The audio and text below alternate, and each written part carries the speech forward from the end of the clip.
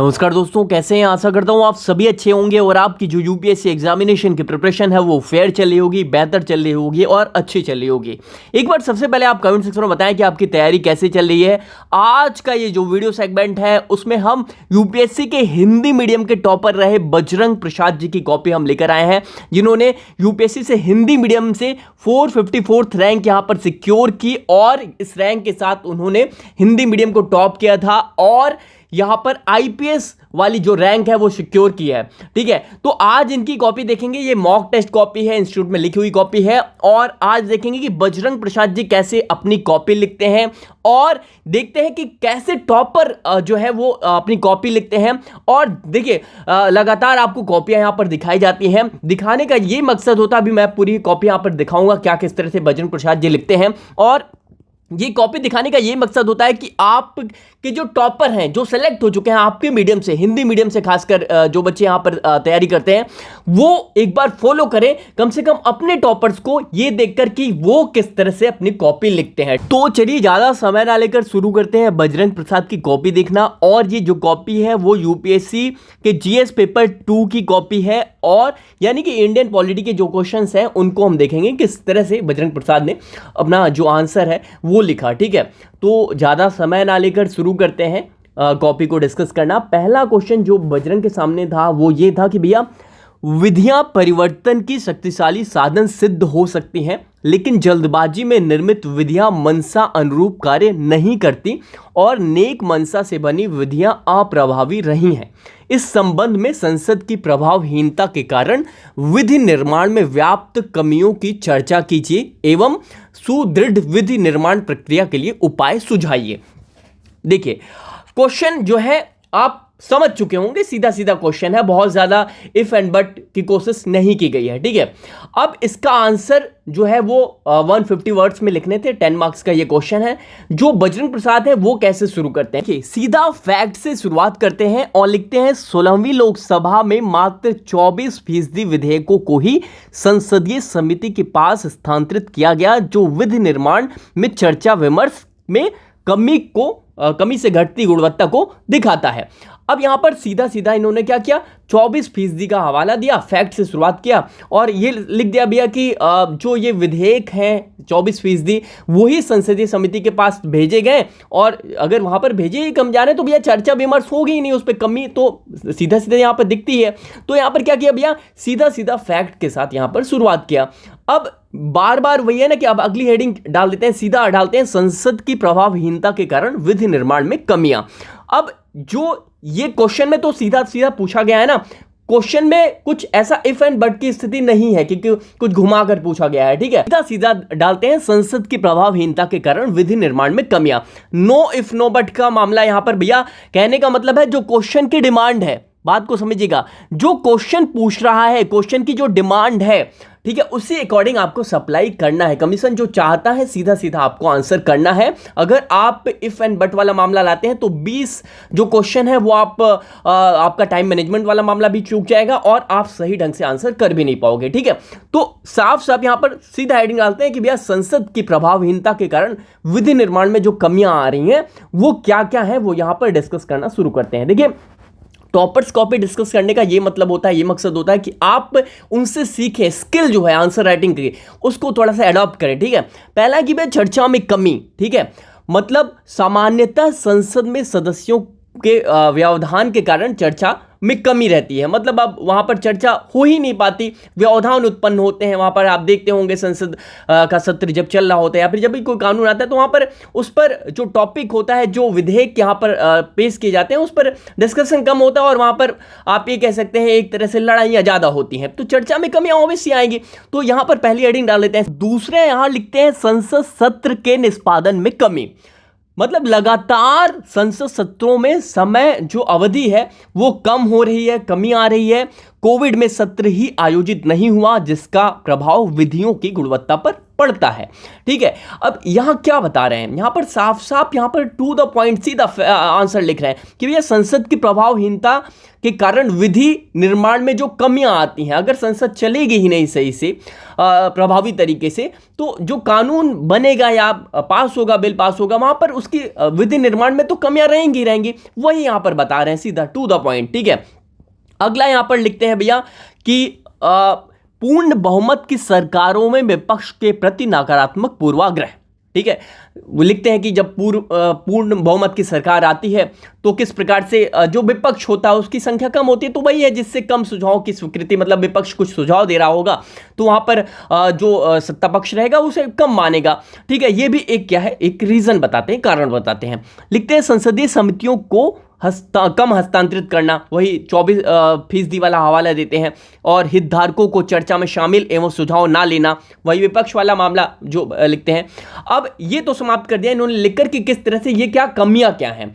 ठीक है, अब लिखते हैं कि एक बेहतर विधि निर्माण प्रक्रिया के उपाय क्या हैं, जो क्वेश्चन में पूछा गया सीधा सीधा। ठीक है, लिखते हैं हितधारकों को शामिल किया जाए, हालिया कृषि कानून की असफलता इसी को दिखाती है, वही कृषि कानून जो आया हुआ था जो वापस लिया गवर्नमेंट ने, तो वो क्या है भैया, यहां पर ये दिखाया कि जो हितधारक हैं या फिर विपक्ष है उनके भी सुझाव को शामिल किया जाए। ठीक है, और लिखते हैं फिर संयुक्त समितियों द्वारा विविधता पर चर्चा करना।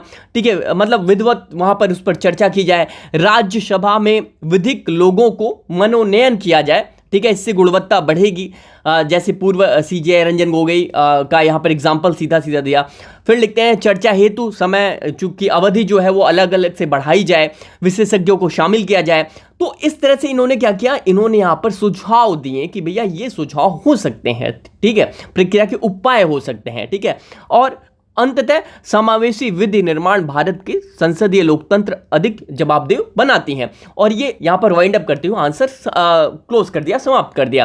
तो कहने का मतलब यह है कि देखिए अब यहां पर बहुत ज़्यादा रॉकेट साइंस लिखने की ज़रूरत नहीं पड़ी है, और सीधा सीधा देखिए कहने का मतलब यह है कि ये जो रॉकेट साइंस कहने का मतलब है लिखने की ज़रूरत नहीं पड़ी का मतलब ये है कि यहाँ पर आपको ये चीज़ें प्रैक्टिस से आएंगी, स्किल वाला मामला होता है, स्किल बेस्ड वाला मामला आंसर राइटिंग का है। ये एक दिन में आपका डेवलप नहीं होता, ये मल्टीपल टाइम्स, वो आप लगातार महीनों, 6 महीने, 8 महीने, 10 महीने लगातार आप आंसर लिखते रहें। अगर आप टॉपिक आपने पढ़ लिया तो आंसर आपको लिखना चाहिए। ठीक है, अब ये देखिए क्वेश्चन दूसरा यहां पर आता है इनके सामने, और क्या क्वेश्चन है कि न्यायाधीशों की नियुक्ति की प्रक्रिया एक स्वतंत्र न्यायपालिका के लिए अत्यंत महत्वपूर्ण है।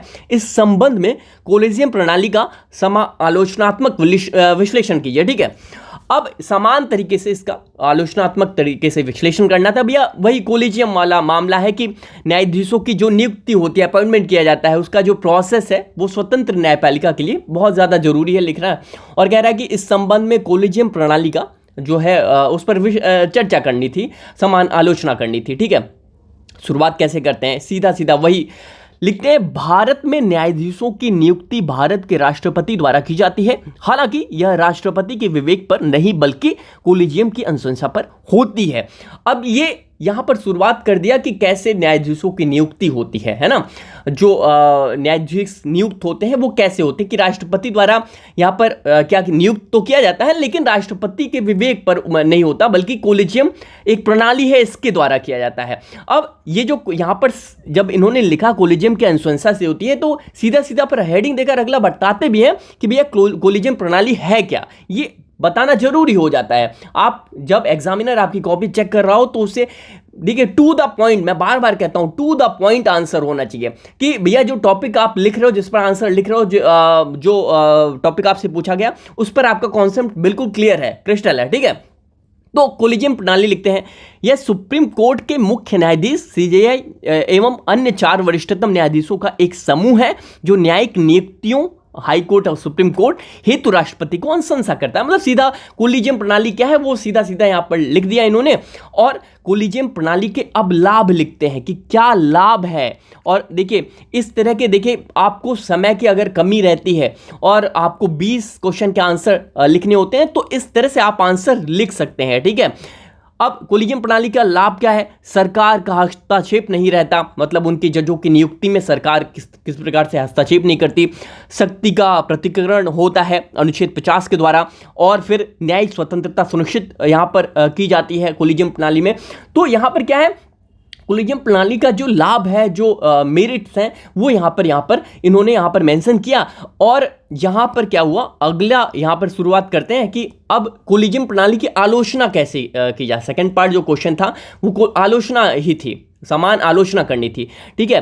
तो लिखते हैं संविधान में उल्लेख नहीं है कोलिजियम प्रणाली का, है ना, संविधान में उल्लेख नहीं है। फिर सीधा लिखते हैं स्वयं जजों द्वारा स्वयं की नियुक्ति की जाती है। मतलब आप अभी देखा ना कैसे कोलिजियम प्रणाली के द्वारा जजों की नियुक्ति की जाती है, तो वही डीमेरिट बता रहे हैं कि नेगेटिव पॉइंट यहाँ पर लिख रहे हैं कि कैसे खुद जज ही यहाँ पर स्वयं की नियुक्ति करते हैं। तो ये भी एक क्या है, नेगेटिविटी यहाँ पर बताने की कोशिश की है, ठीक है। और इस तरह से मतलब आप पढ़ सकते हो, मैं इसको डिस्कस नहीं कर रहा हूं।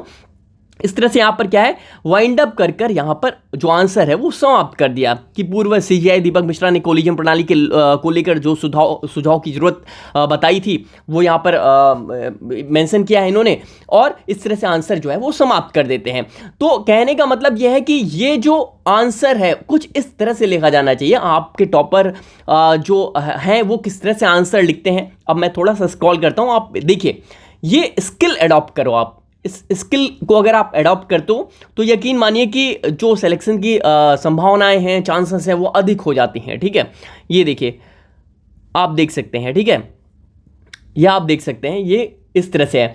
तो ये जो क्वेश्चन डिस्कस करने का मोटो था, मकसद था, वो यही है कि भैया आप भी भैया स्किल बेस्ड वाला मामला है ना ये सब, ठीक है। टॉपिक को आप पढ़ते हो, लगातार पढ़ते हो, लेकिन आप लिख नहीं रहे हो, उस पर आपकी समझ ही नहीं सही से डेवलप कर पा रही है, तो वो कैसे पॉसिबल होगा? तो वो लिखने से आएगा। और फर्स्ट डे से आप आंसर लिख रहे हो, वो फर्स्ट डे से इस तरह से आप आंसर नहीं लिख पाओगे, वो by the passage of time होगा, ठीक है। तो इस तरह से आंसर लिखते रहें। और मैं बार बार कहता हूँ यूपीएससी का जो अभी हालिया पैटर्न है वो तो भैया मेंस का बिल्कुल क्या है भैया, वो स्किल बेस्ड है, आंसर राइटिंग बेस्ड है। और अगर आपको बेहतर तरीके से लिखना आता है और किसी टॉपिक में आपकी समझ कम है लेकिन स्किल वाला मामला है, राइटिंग स्किल आपकी अच्छी है, तो आप बेहतर कर पाओगे। उसका आंसर नहीं होते हुए भी आप उसे सही ढंग से सप्लाई कर पाओगे, ठीक है।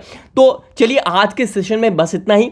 वीडियो कैसी लगी एक बार लाइक का बटन दबाएं और कमेंट सेक्शन में बताएं कि आपको जो आप आंसर लिख रहे हो या नहीं लिख रहे हो, तैयारी कैसे चल रही है। चलिए, बहुत बहुत धन्यवाद।